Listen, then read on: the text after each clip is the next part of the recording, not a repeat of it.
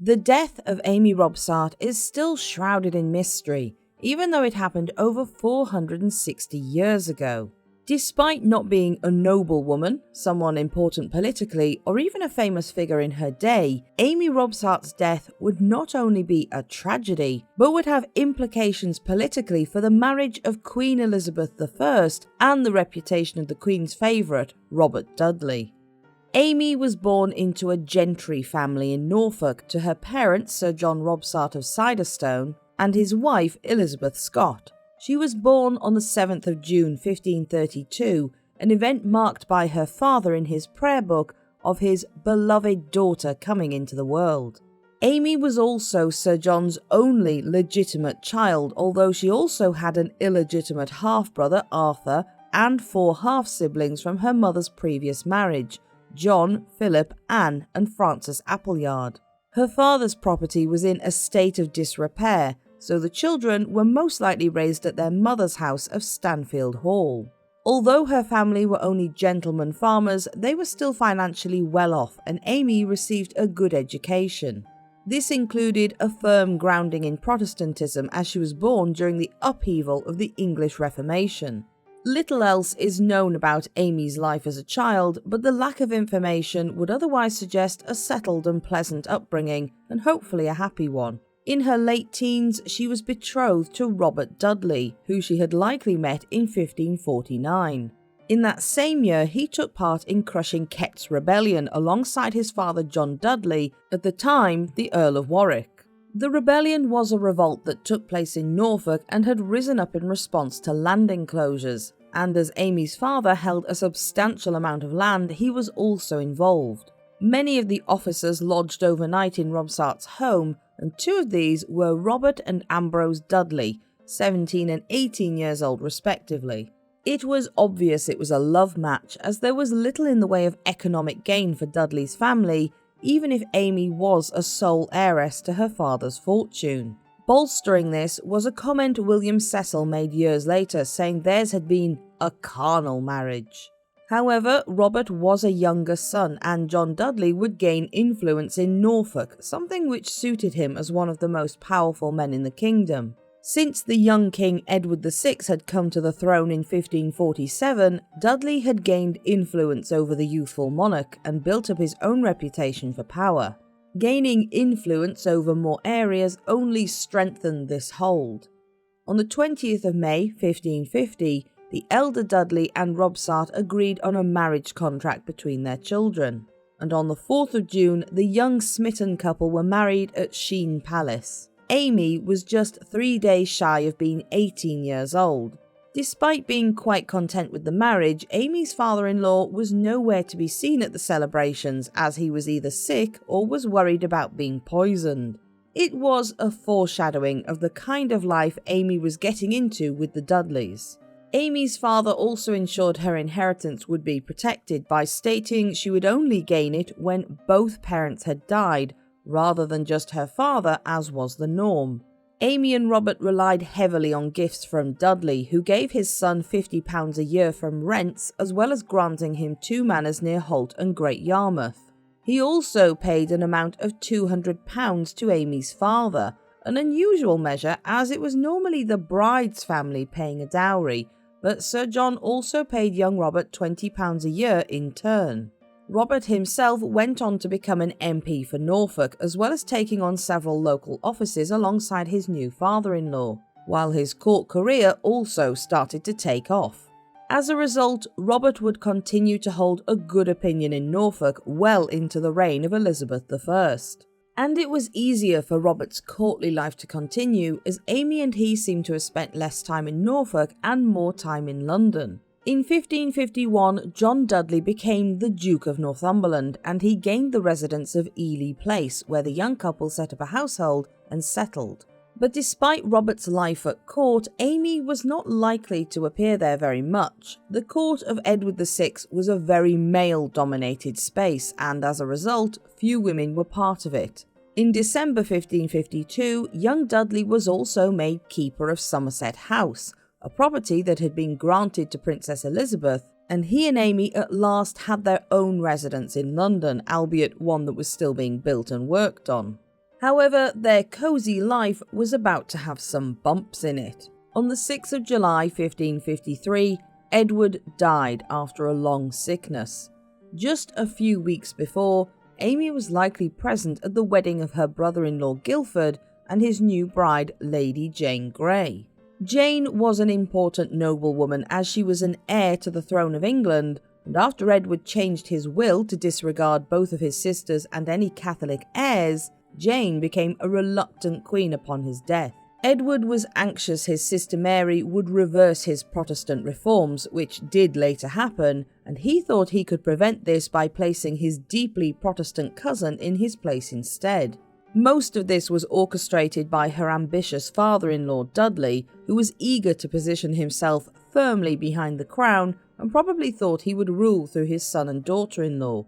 As it turned out, Jane very quickly adapted to the idea of being queen, and it became clear she was in fact not going to allow anyone to interfere with her rule. An early proposition that Guildford should be crowned alongside her was shot down, but storm clouds gathered outside the Tower of London where Jane prepared for her coronation, as Princess Mary surrounded herself with her forces in East Anglia. She was, as the eldest daughter of Henry VIII, now seen by most of the country, even those who were not Catholic, as the rightful heir to England's crown. Robert was sent by his father almost immediately after Edward's death to arrest Mary. Amy stayed behind either at the small court forming at the Tower or at her home, and while it's uncertain what she personally thought of events, most there were feeling nervous. It had been hoped Mary would quietly stand down, but that shows how many underestimated how much she was the daughter of Catherine of Aragon. Mary instead sent a letter demanding Jane be removed from the throne and she herself be recognised as Queen of England. The Duke of Northumberland sent a larger army to East Anglia in response. But by the 19th of July, growing ever more anxious to keep their heads on their shoulders in the face of growing public opposition to Jane's reign, most of the courtiers defaulted and joined Mary's side. Jane, forever to be coined the 9-Day Queen, was now kept in the Tower as a prisoner, alongside her husband Guildford and his mother, Amy and Jane's mother-in-law, Jane Guildford. Amy would have witnessed the joyous celebrations amongst ordinary people in London at the news that Mary was now Queen Mary. Bonfires, parties, drinking, and 2 days and nights of bell ringing from the capital's churches. However, she would have felt very different, both for the fact that England now had a Catholic monarch, and that Amy wouldn't have known what had happened to her husband, whether Robert was alive, dead, or arrested. A few days after the 19th, John Dudley and some of his sons were brought to London, but Robert wouldn't arrive until the 26th. He had captured the town of King's Lynn on the 19th, declaring for Queen Jane, but was arrested the following day and taken to Mary's stronghold of Framlingham Castle. However, there was some hope, as the Duchess of Northumberland had already been released, and it's possible Amy went to stay with her or with one of her sisters-in-law, Mary Sidney, no longer able to stay in her grand home of Somerset House. It must have been a nerve-wracking event, made worse when John Dudley was executed on the 22nd of August for being the mastermind of the events. But sometime in early September, Amy, along with the wives of Robert's fellow prisoners, was given permission to visit her husband in the Tower for extended amounts of time.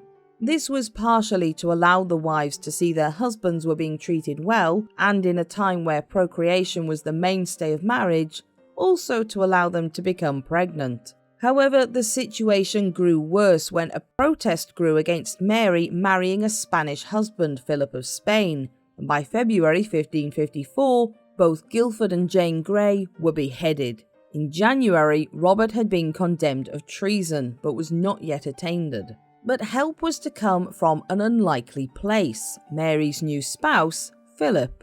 He was eager to make friends in England, and the Dudleys needed friends in very high places. Taking the charm offensive, Jane Dudley and her sons that had already been released made themselves agreeable to Philip's Spanish courtiers. In June, Amy had further heartache as John Robsart died, leaving his widow the family inheritance. Shortly after, in July, Robert was finally released from the Tower, but it came with the caveat that he was finally attainted. This left Amy and Robert in a much worse situation than his siblings, who had all married into wealthy families. John Appleyard, one of Amy's half-brothers, supported the couple as best he could. However, when Robert's mother died in January 1555, a few months later, despite his attainder, Mary allowed Robert and Amy to keep properties left to them in the Duchess's will. But at least at court things were looking up for them. Although the Dudley brothers were still not allowed to appear at court when Philip wasn't there, in December 1554 or early January 1555, they took part in a tournament that was meant to celebrate the friendship between England and Spain. By 1557, Amy and Robert were allowed to regain some of their former properties, and in March, Robert was amongst the courtiers stationed at Calais chosen to tell Mary of her husband's return. And in June of that year, as much as it was a sad occasion, the death of Amy's mother Elizabeth allowed her to finally claim her inheritance and start paying off some of the debts she and Robert had racked up. Just a few months later in August, Robert was part of those who had to fight the French in a war of Philip's making at the Battle of St. Quentin, and Amy was left in charge of managing their estates and farms. It appears to have been a very happy marriage, although a childless one.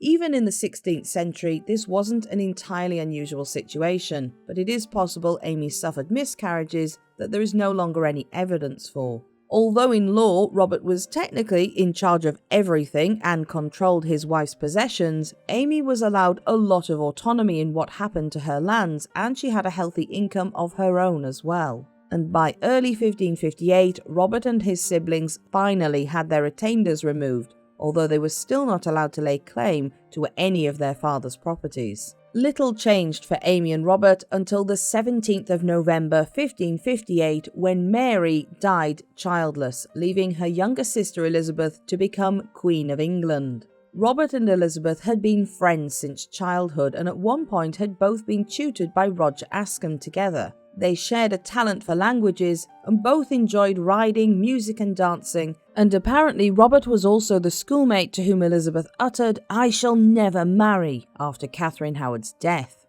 The day after, on the 18th, Robert was already at Hatfield to witness the Great Seal being passed over, and later that same day, he was given the position of Master of the Horse.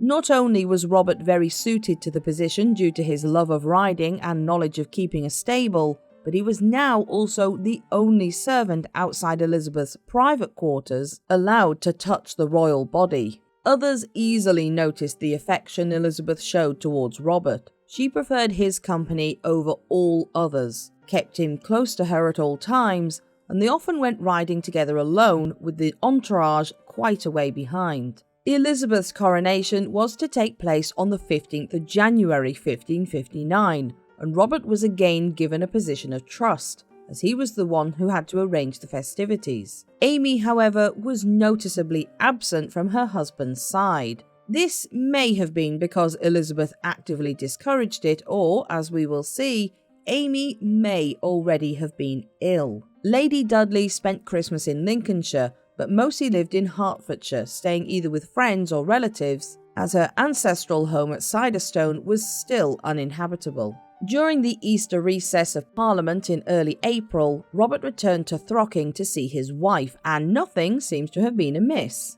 Although many rumours were about to take off around their relationship, their marriage seems to have been as happy as ever, although no doubt Amy wasn't pleased with the way in which the new queen was monopolising her husband. As for Robert, it is often assumed that if Elizabeth really loved him, then he loved her, but we don't actually have any proof of that. It's a romantic idea, but it's just as possible Robert was a pragmatist regarding his relationship with Elizabeth. There's no doubt they had an emotional connection, but any man shown favour by a queen would have been stupid to not behave as though she was the most amazing thing that had ever looked their way, especially if they knew the queen was a sucker for compliments. Robert would have seen immediately that here was a way for him to gain power and wealth by exploiting his relationship with Elizabeth and playing on the feelings he knew she held for him. We have no proof of this either, but it's an idea worth considering as we look at the events that came after this point. Robert returned to court in late April, and the Spanish ambassador, Count de Feria, wryly noted, Lord Robert has come so much into favour that he does whatever he likes with affairs. And it is even said that Her Majesty visits him in his chamber day and night. People talk of this so freely that they go so far as to say that his wife has a malady in one of her breasts, and the Queen is only waiting for her to die to marry Lord Robert. To make this more specific, the literal translation from the Spanish actually says Amy is very ill in one breast. Again, even if this was true, it can be taken one of two ways. Robert was possibly in love with both Amy and Elizabeth and would want to marry the Queen for romantic ideals. Or he loved his wife but wouldn't have turned down Elizabeth's offer of marriage had it come after Amy's death. Perhaps he wasn't thinking about it at all, despite the rumours. Gossip at court flew like wildfire that Robert and Elizabeth were, at the very least, sleeping together. However, the chances of this were slim. Other than the few short horseback rides together in which courtiers would still have followed at a safe distance, Elizabeth was never left alone long enough to actually do the deed. Her life was one of constant movement and duties, and she was surrounded by a regal retinue at all times. Elizabeth had granted Robert a large house at Kew early in her reign, and although there's no proof Amy used this residence, she may have done when she travelled to London in May.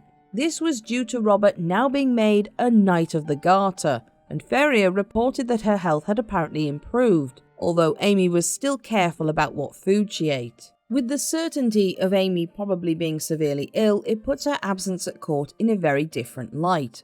Few people would feel like attending social events when extremely ill, and it may have even been that doctors advised her to stay away from the excitement of court. The closest we have to any evidence is a single contemporary source, a journal written by an unknown author who states that someone named only as P, possibly William Paget, stated that the Queen commanded Robert Dudley not to spend much time with his wife even on his few rare visits, and that he had to say he had done nothing with Amy. William Paget was indeed a good friend of Robert Dudley's, but it is worth noting that the anonymous author of the Chronicle also suspected Dudley of murdering his wife and held a grudge against both men.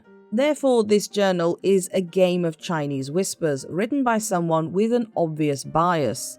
This makes it an unreliable piece of evidence, especially in the view that no one else commented on Dudley's apparent orders regarding his wife.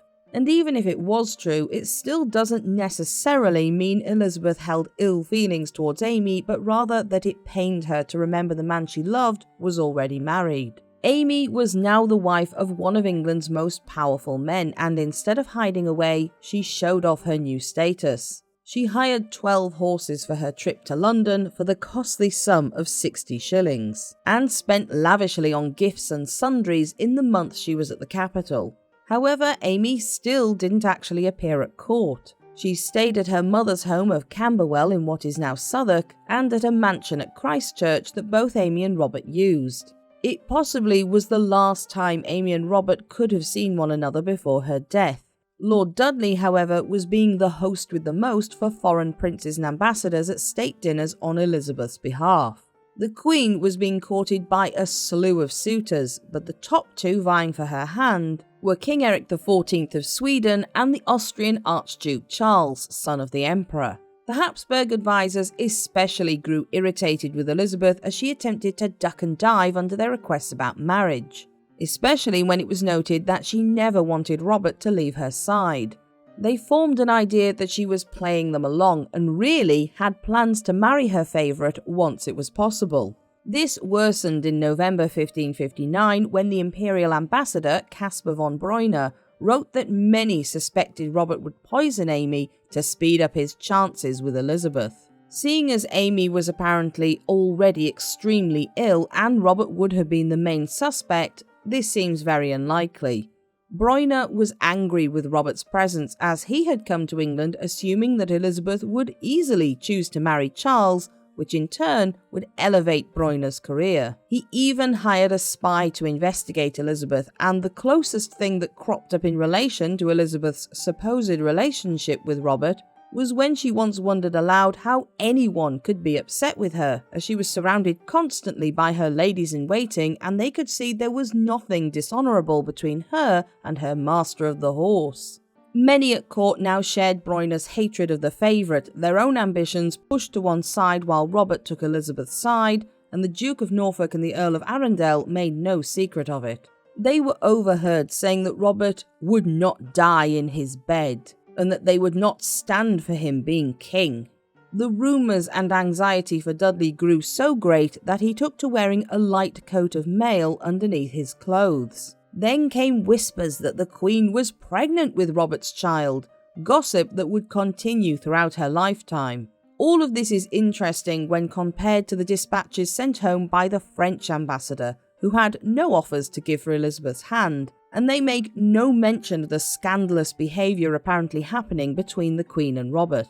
In truth, Robert being at court was a necessity, not only for him and Amy personally, but for his wider family.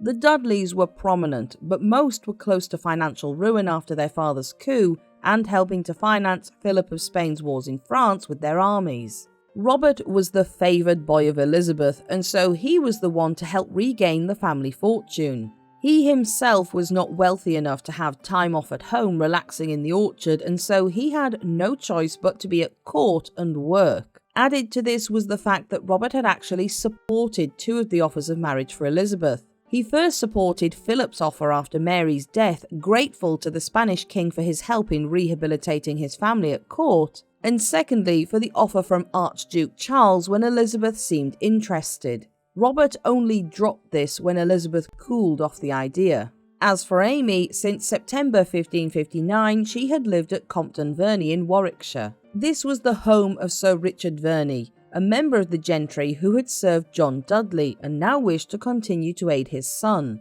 This also suggests Amy and Robert were still on good terms, as surely she would have retreated to a place without any ties to her husband if they were not. Added to this is the fact that Robert continually sent Amy gifts of clothes, food and money, and messengers were sent back and forth regularly with letters from both. It's often suggested that Amy lived an isolated, lonely life away from Robert due to the lack of any of these letters, but in fact, hardly any of the Dudley family correspondence to anyone at all survives. It is incredibly rare to have letters from nearly 5 centuries ago survive in entirety. By December, Amy had moved to Cumnor Place in Cumnor, a village close to Oxford and Abingdon. Yet again, the man who rented this property, Sir Anthony Forster, was deeply entwined in the affairs of the Dudley family and had served them for many years. While we have no way of knowing for certain, Amy's movements suggest Robert was actively ensuring his ill wife had somewhere comfortable to stay, where he knew those around her would take good care of her. Anthony lived at Cumnor as well, along with Mrs. Odingsells and Mrs. Owens, two elderly ladies related to the owner of the mansion. And Amy came with a household of around 10 servants for her own comfort. Cumnor Place had monastic origins, and it was still a luxurious and well-appointed house with gardens, ponds and a deer park, and Amy's large private chambers were the best in the property. We don't know if Amy used the chapel at Cumnor Place, but her maid, Mrs. Pictou, later stated that her mistress was extremely devout and prayed daily on her knees. There was never any doubt given that Amy felt otherwise about religion, and it's highly likely she also visited the nearby parish church, where she would have also met other local noble or gentlewomen and their husbands. On the 24th of August, she sent one of only 2 of her letters that still exist, one Amy sent to her tailor in London. Being one of the few pieces of evidence left in her hand, the letter has been scrutinised beyond measure. In it, she describes a large selection of finery she requires, suggesting she was a fashionably dressed woman, as befitting her status. The upbeat tone of her letter has often been pointed to as proof Amy was not in a depressed state of mind, and that her eagerness to receive the goods, she asks the tailor to do the work as fast as possible, is further proof against the later suggestion for her death of suicide. And sadly, Amy's death was not far away. On the 8th of September, she was found dead at the foot of a flight of stairs at Cumnor Place, while her servants were out for the day. The following day, the 9th, Robert Dudley wrote a letter to his steward Sir Thomas Blount. The tone of the letter is one of a bewildered husband who has just been given the very unwelcome news of his wife's death. And in it, Robert immediately instructs Thomas to carry out an investigation into Amy's death. He also sent word to John Appleyard and Arthur Robsart, Amy's half-brothers, to make their way immediately to Cumnor Place. In the letter, Dudley also mentions how he knows this evil should light upon me. For some, this is a sign of a guilty conscience. For others, again, a realistic view of how people would take the news, considering the rumours that had gone about for the last few years. When Thomas arrived at Cumnor Place, the coroner had already started the inquest and he reported everything back faithfully to Robert. While some already suspected Robert of ill-doing, as he thought they would, there were an equal number of people who didn't believe it at all. But a strange piece of evidence came to light. Amy had sent her servants and household away when the fall happened. On the morning of the 8th, a fair was happening at nearby Abingdon, and Amy had apparently ordered her entire household of servants to go to the fair, and had furthermore pressed Mrs. Oddingsells and Mrs. Owens to go as well. When the elderly ladies refused, Amy had grown angry with them, demanding they do as she asked, especially as she was the highest-ranking member of the household. As a result, her own household was gone that morning, but nobody else. This single fact is a sticking point. Did Amy want everyone to leave the house so she could commit suicide? It was something suggested at the time and since, and was at least part of the reason Robert wanted an investigation. However, her maid's testimony to her religious devotion and the merry tone of her last letter hoping for her clothing to soon arrive would seem to suggest that Amy was not about to end things by her own hand. So why else was she so adamant that everyone should leave? It was possible she simply thought it would be a lovely day out for her tireless staff, and Amy had also hoped, being ill and obviously not much of a party girl, that she might have a day to herself. When the two older ladies refused to go, Amy may have been irritated by the answer and snapped. However, Thomas Blount certainly thought Amy had done away with her own life, as he had apparently also heard tales that she was a strange woman of mind. Even Mrs. Pictou, her maid, keen to absolve her mistress of this sinful thought, stated that she had overheard Lady Dudley praying to God to deliver her from desperation. But despite what Blount may have thought, he still pressed on with his investigation. He also reported that the men chosen for the jurors of the inquest were not only honourable local gentlemen, but some of them were no friends of Anthony Forster, and were therefore more likely to be honest in their findings. As it was, it took the jury only a week to reach their conclusion. They could find no sign of foul play, and they had decided Amy's death had been a tragic accident, caused by breaking her neck on the stairs. This was consistent with her injuries, as her neck was indeed broken, but there were still some things that didn't tuck away so neatly. One was other injuries Amy sustained, namely 2 bumps on her head, which the jurors called dints. One of these head injuries was about ½ an inch deep, whereas the other was supposedly 2 inches deep. It's possible the injury wasn't actually 2 inches deep, as the way this would be measured is with a stick that was pushed down until it hit resistance. If the injury was a fracture, the stick they were measuring with could have simply gone further into the skull.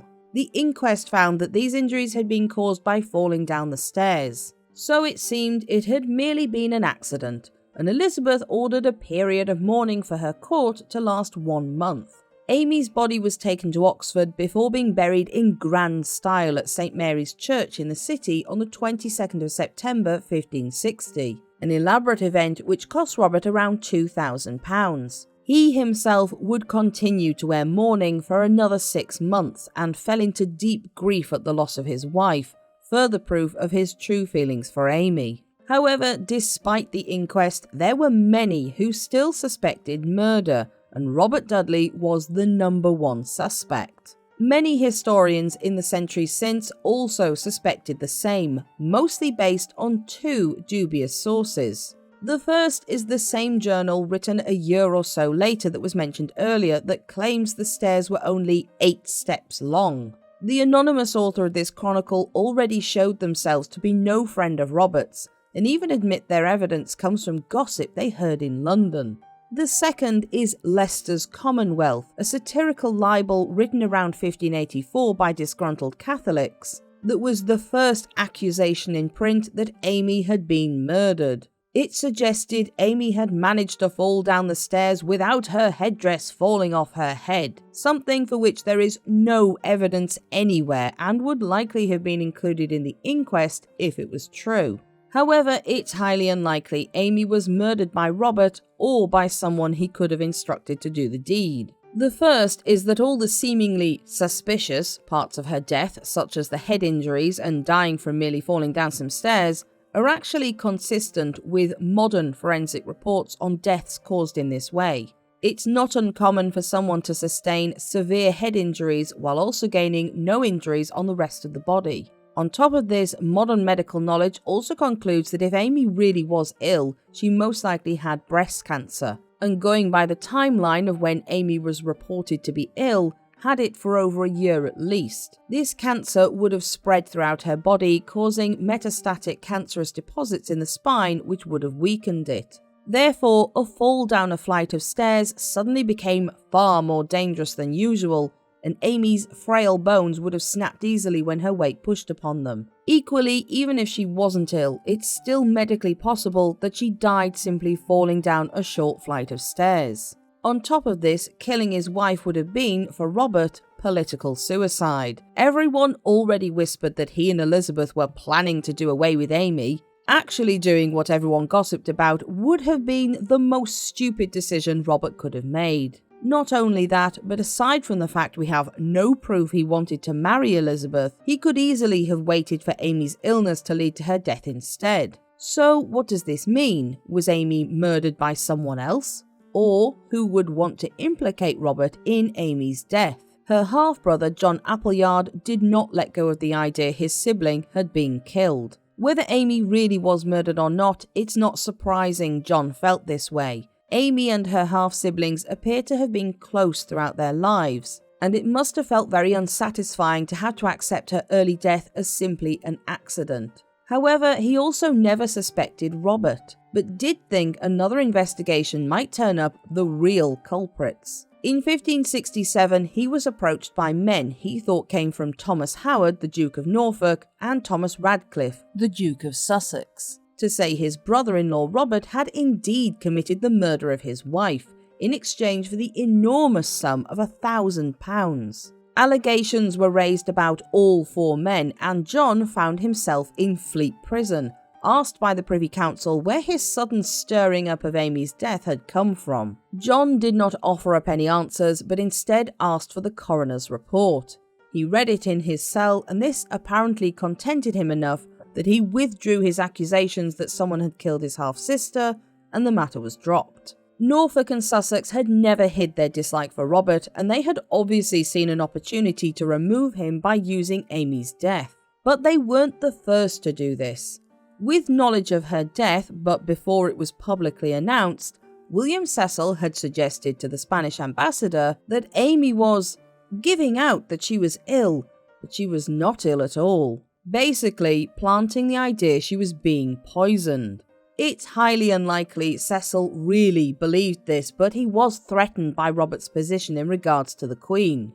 William thought that if Robert became king consort, he would be pushed aside, and Elizabeth would from then on only listen to the advice of her favourite turned husband. And to really complicate things, we don't even actually know who they are in Cecil's letter. It's only assumed to be Elizabeth and Robert. This in itself is also strange, as William would probably not have risked putting blame for a supposed murder on the Queen, even if he might have done it to Dudley. Interestingly though, William Cecil himself has been suggested in recent years as a suspect, if Amy was murdered. He certainly had motive, as a suspicious death of Amy would immediately place the blame on Robert, and it was Cecil himself whispering in the Spanish ambassador's ear when he knew of her passing. The evidence seems to point to Amy being physically ill, but what if the suggestion of her strange mind actually was a mental illness?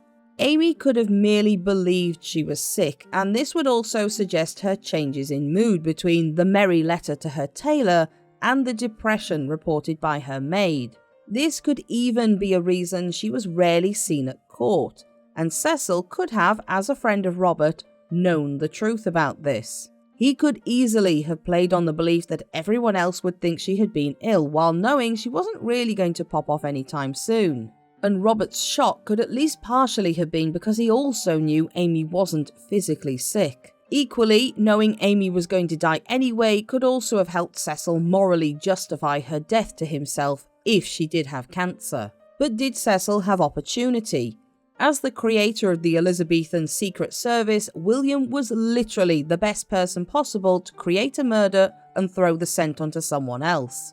He had spies and agents at his disposal, and he could easily have manipulated the jury's conclusion for the inquest. There is at least one other instance of Cecil doing exactly this, in which a cook in his household was killed by his son-in-law, the Earl of Warwick. Oddly enough, the inquest found the cook had died, very unusually, by running into Warwick's outstretched sword that definitely wasn't doing anything violent at the time.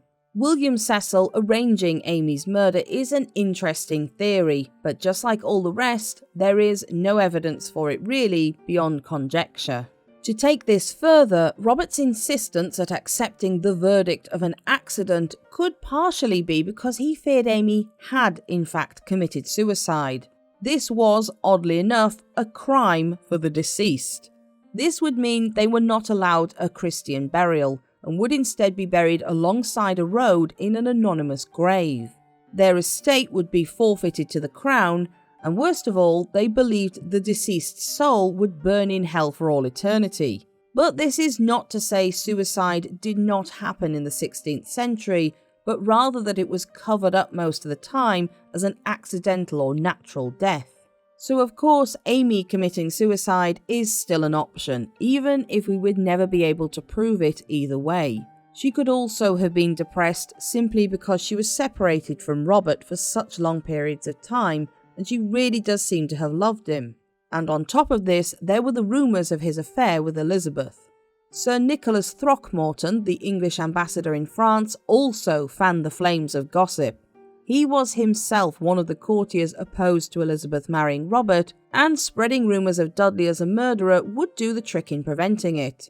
However, this was all politics, as both Throckmorton and Cecil wrote to each other commending Robert and saying that they personally had a high opinion of him. Even if someone didn't have personal issues with Robert, it would still be difficult to accept Elizabeth marrying him from a political standpoint. Marrying one of her own subjects wasn't out of the question. Monarchs before her, including her own father, had done just that. But she was in a precarious position due to the shifting religious culture in Europe and the fact she was a woman. Marrying a foreign prince who could bolster England's position against the Habsburg Empire, or at least a fellow Protestant with a foreign army behind him, would have been far more beneficial for England. And after all, there were plenty of offers for Elizabeth to choose from. And when Robert returned to court in October, many seemed to assume he would pursue marriage with Elizabeth, but those may have been the same gossip mongers who had suggested he was poisoning Amy. And it appears Elizabeth was happy to consider the prospect, and her affections towards him were the same as ever. When once given some unsolicited advice against marrying him, the Queen replied that the inquest had shown there was nothing untoward, and that it was the end of the matter. However, this simply wasn't reality, and before long, Elizabeth realised that the scandal of Amy's death cast a long shadow over the Queen's reputation, even abroad. While Robert would remain a possible candidate, at least in Elizabeth's mind, for another decade, there was pressure from many of her courtiers that they would rise up if she chose to marry him. Whatever the truth, the fact was that marrying Dudley would have been a dividing event, not only in her court, but in her country. Many still remembered the sins of Dudley's father, and many now wondered if he had killed his wife to further his ambitions. If Elizabeth chose to make him her husband, not only was she opening up the possibility of thought that she had aided him, but she was also disregarding any fears over him having power as her consort. Most of all, those around the Queen, Cecil especially, worried that any hint of associating herself with Robert would give Catholics a firm reason to attack and attempt to kill the Queen. In 1564, in true stubborn fashion, Elizabeth raised Robert to the peerage by making him Earl of Leicester, and many thought this was another sign she would marry him. But in 1578, Dudley would finally remarry, but to Lettice Knowles, a cousin of the Queen, and without Elizabeth's permission. She would eventually forgive Robert, but Lettice was never welcome at court, and Robert's marriage to someone else broke Elizabeth's heart. But Amy Dudley's death never really felt resolved. Although the verdict of the coroner's inquest had stated it was an accident, doubts remained over whether it had been a suicide, and more prominently, whether it really had been murder.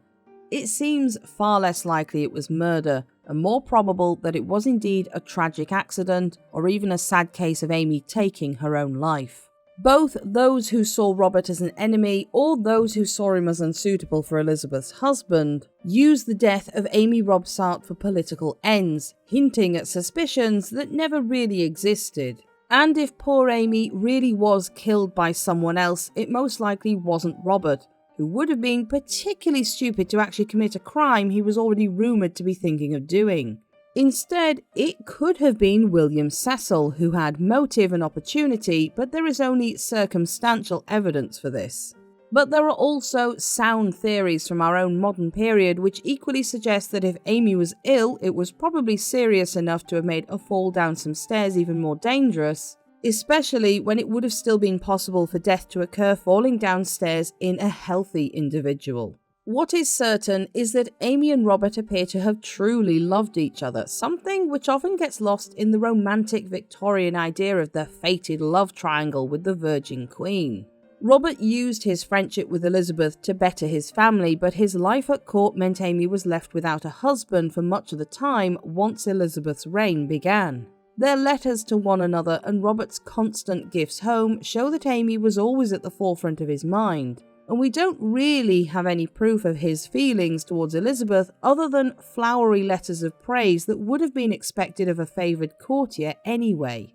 And for the Queen herself, the death of Amy would cast a long shadow over her reputation, both at home and abroad, and any dreams she may have held of one day marrying Robert were quashed by unanswered questions over the young woman's passing. The story of Amy Robsart's mysterious death would take on a life of its own, no pun intended, passing into 16th century memory, only to be repeated over the following centuries, each new version adding more fantastical or traumatic detail, most of which never existed. The hard truth is that we shall probably never be certain of any answer we could give to Amy's passing, but if we look more closely, we can also see how much of the story we think we know is just layers of propaganda from different sides. And perhaps beneath it all, we can get just a hint of the young woman behind the mystery. If you enjoyed this video, don't forget to like and subscribe so you don't miss any new documentaries.